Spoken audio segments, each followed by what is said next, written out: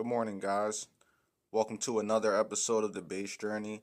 Um, yeah, I just want to take a second to talk about the gear snobs. Okay, I think that's so interesting. Like, people are afraid to have a bass or an instrument that doesn't have like an expensive name brand across the top. Like, I just think that's so interesting. I mean, come on, like, it's like people think like, oh, if I have Squier on my headstock, then people will think I'm homeless. If I have Harley Benton on my headstock, then people won't think I'm rich. And life isn't worth living unless people think I'm rich. That's the mindset that like Johnny Dibble did a review on a Harley Benton bass, and The guy before me actually removed the name Harley Benton, which, further just contributes towards the stigma towards these cheaper brands and being embarrassed that you've got that name on the headstock. somebody had sanded the Harley Benton name off of the headstock.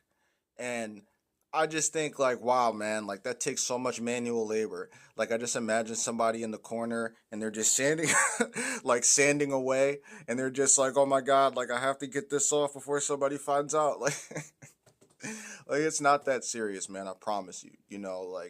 Um fun fact, Squier actually saved Fender back in the day. Don't believe me? Links in the description.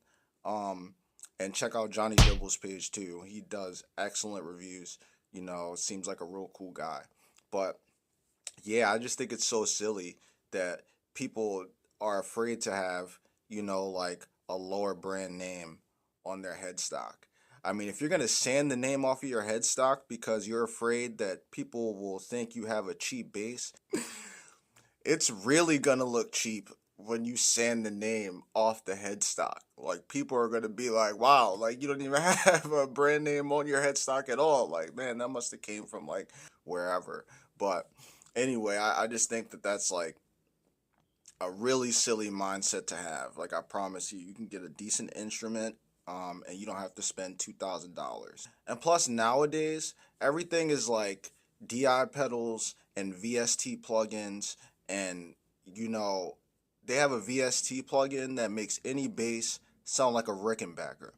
And so, for YouTube purposes and stuff like that, like even on stage, it really doesn't matter what name's on your headstock, like unless you're worried about other musicians judging you, because the people that you're performing for don't know, probably, I mean, most of them, they don't know anything about like which brand names are expensive brands, what brand names are cheaper brands.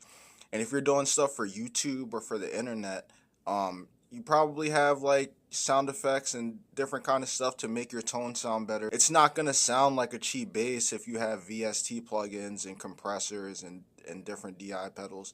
Like, I just think people don't have to be embarrassed, to have like a Squire or something like that. You don't have to be embarrassed about that.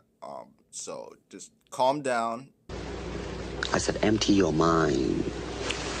Like, don't work harder than you have to. All the manual labor, sanding off everything off your headstock. Like, yeah, man, it's not a big deal.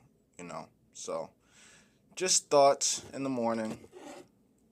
I'm actually getting ready for work, but this was just something that I was thinking about, so thought I'd make a video about it. Hope you guys get to practice bass today, and everybody please be safe and have a good day.